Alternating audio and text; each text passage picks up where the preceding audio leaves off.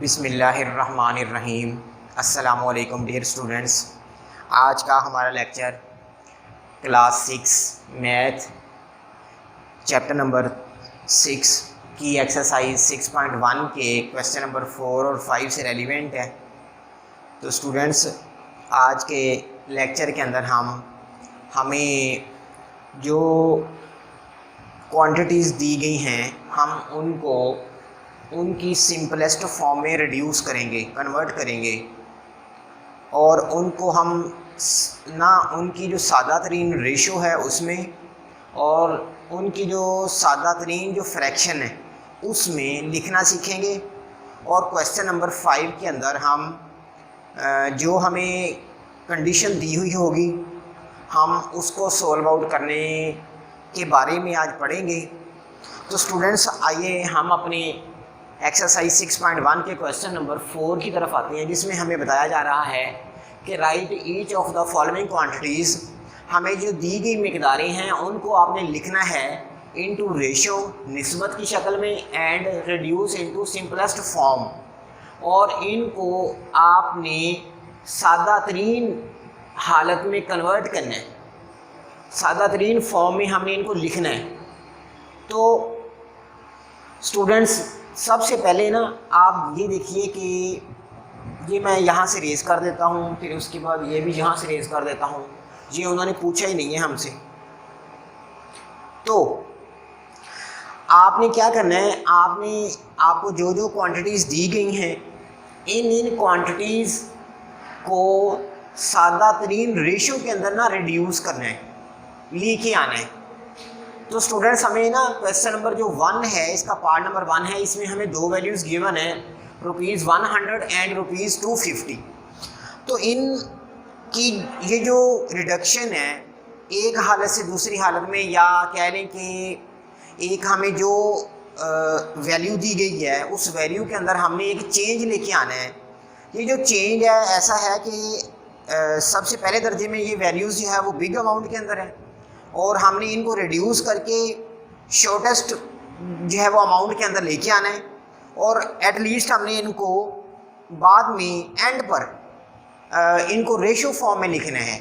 ये है हमारा क्वेश्चन नंबर 4, जिसको आज हम अंडरस्टैंड करेंगे।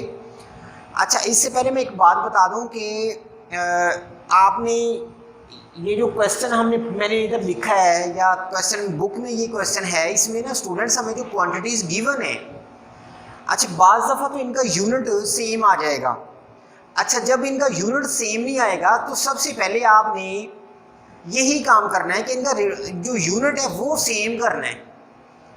यूनिट सेम होगा तो तब आप इनको सिंप्लीफाई कर सकते हैं, या इन्हें हम रिड्यूस कर सकते हैं, और बाद में इनको रेशो फॉर्म में लिख सकते हैं। इसी सूरत में हमारा क्वेश्चन जो है दुरुस्त माना जाएगा। अलबत्ता अगर हम जैसे हमें कंडीशन बताई जाएगी किसी भी पार्ट के अंदर, अगर हम उसके मुताबिक डायरेक्ट रेशो लिख देंगे तो ये हम फिर रॉन्ग कर जाएंगे।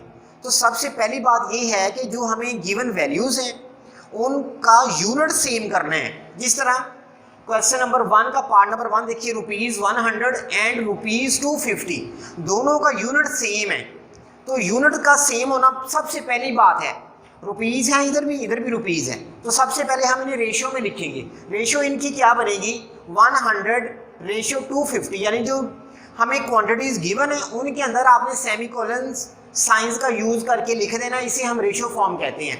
अब जब आप इनको सिंप्लीफाई करना चाहते हैं तो आप क्या करें, रेशो को ख़त्म कीजिए। मैंने क्या किया, रेशो को ख़त्म किया। रेशो ख़त्म कब होती है, जब जो सेकंड वैल्यू है वो ओवर में चली जाती है, यानी कि 250 ओवर में आ गया तो रेशो ख़त्म हो गई, फ्रैक्शन बन गई। और फ्रैक्शन जब बन जाए तो अब आप इसे सिंप्लीफाई करें, 0 से 0 कट जाएगा तो 10/25 हमारे पास बच जाएंगे।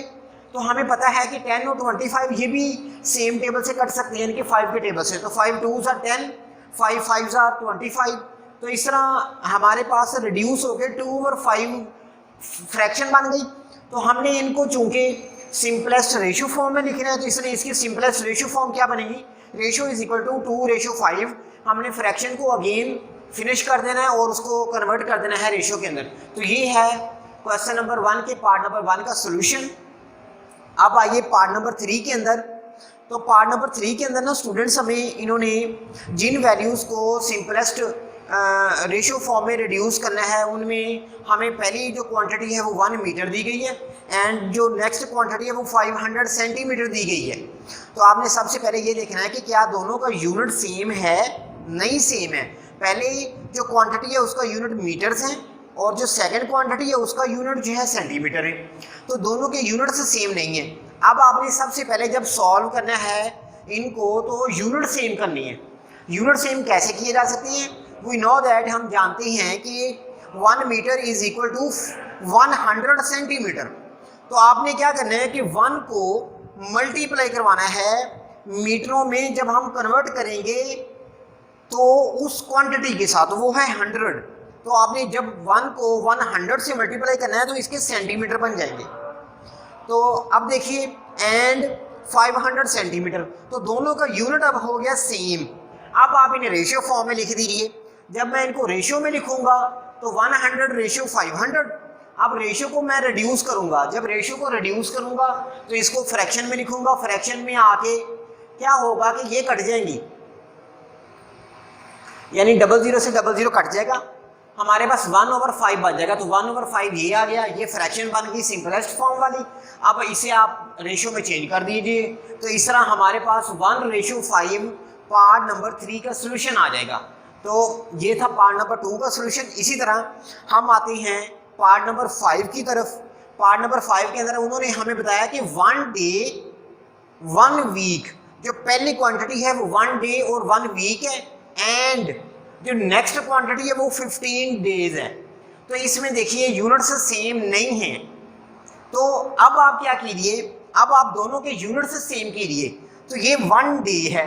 अच्छा, ये जो 1 वीक होता है इसमें नंबर ऑफ डेज कितने होते हैं? 7। वी नो दैट, हम जानते हैं हमारा जो एक पूरा वीक है ये 7 डेज का होता है। तो इसलिए हमने इनके जो यूनिट हैं वो सेम बनाने के लिए क्या करना है कि 1 वीक को हमने 7 डेज में कन्वर्ट करना है। अब 1 डे ऑलरेडी था हमारे पास, 1 वीक के 7 डेज ये बने, तो हमारे पास टोटल डेज बन जाएंगे 8 और जो सेकंड क्वांटिटी है उसमें 15 डेज है। तो दोनों के यूनिट्स हो गए सेम, यानी दोनों क्वांटिटीज में अब जो हमारे पास ड्यूरेशन दिया गया है, वक्त दिया गया है, उन दोनों का जो यूनिट है वो डेज में आ गया है। तो डेज जो है, जो टाइम है उसका कह लें कि एक यूनिट है, यानी हम अगर टाइम को मापें तो डेज में भी माप सकते हैं, आवर्स में भी माप सकते हैं, मिनट्स में भी माप सकते हैं, सेकंड में माप सकते हैं, फिर उसके बाद ईयर्स में भी हम जो दौरानिया है या ड्यूरिंग है या जो अरसा है हम उसे माप सकते हैं। ठीक है जी। तो इसलिए हमने दोनों का यूनिट सबसे पहले सेम किया। सेम करने के बाद हमने चूंकि अब इसको ओनली रेशियो फॉर्म में लिखना है, तो रेशियो फॉर्म में आप कैसे लिखेंगे? रेशियो इज इक्वल टू 8:15, जो दोनों हमारे पास क्वांटिटीज बनेंगी उनको रेशियो में लिख दीजिए। तो ये इसकी रेशियो फॉर्म है। अब देखिए कि क्या ये सिंप्लीफाई हो सकती हैं? बिल्कुल नहीं हो सकती, तो इसलिए इसका यही आंसर है। तो ये है क्वेश्चन नंबर 4 का सोल्यूशन। तो स्टूडेंट्स, इसके अलावा 2 पार्ट्स और रह गए हैं जो आपने खुद सॉल्व करने हैं, जिनमें पार्ट नंबर आई थिंक जो है वो 4 और 5, 2 और 4 मैंने अब यहाँ पे 5 करवा दिया है। तो ये आपने खुद सॉल्व करने हैं, तो इंशाल्लाह आपको फिर अच्छे तरीके के साथ इनकी समझ आ जाएगी। अब आइए हम आते हैं अपनी आज की एक्सरसाइज 6.1 के लास्ट क्वेश्चन की तरफ। तो लास्ट क्वेश्चन के अंदर हमें बताया जा रहा है कि आपने सिंप्लीफाई करना है। तो स्टूडेंट्स देखिए, आज हम सिंप्लीफाई करना भी सीखेंगे। इनको कैसे सिंप्लीफाई करेंगे? अब इन्होंने हमें 12:120 यानी कि 12 की और 120 की रेशियो है। 1:2 का मतलब रेशियो होता है। अब जब आप सॉल्व करेंगे 12:120 यानी जो गिवन वैल्यूज़ हैं उनके दरमियान रेशियो बनानी है। अब आप रेशियो को जब ख़त्म करेंगे तो फ्रैक्शन बनेगी। जब फ्रैक्शन बन जाए तो इन्हें सिंप्लीफाई करना आसान हो जाता है, यानी फ्रैक्शन में चेंज करने का मकसद या हम इस वजह से इनको चेंज करते हैं। तो अब देखिए 12 1 12, 12 10 120, तो इस तरह 1/10 बच गया। तो 1/10 की सिंपलेस्ट रेशियो हमने फाइंड करनी है। मैंने जैसा कि बताया 1:2 का मतलब रेशियो होता है। तो देखिए 1:10 हमारे पास पार्ट नंबर 1 का सोल्यूशन आ जाएगा। इसी तरह हमें पार्ट नंबर 6 के अंदर बताया जा रहा है कि 1/99 इज 2/33। तो ये दो वैल्यूज़ के दरमियान आपने सबसे पहले जब सॉल्व करना है तो रेशो लिखनी है।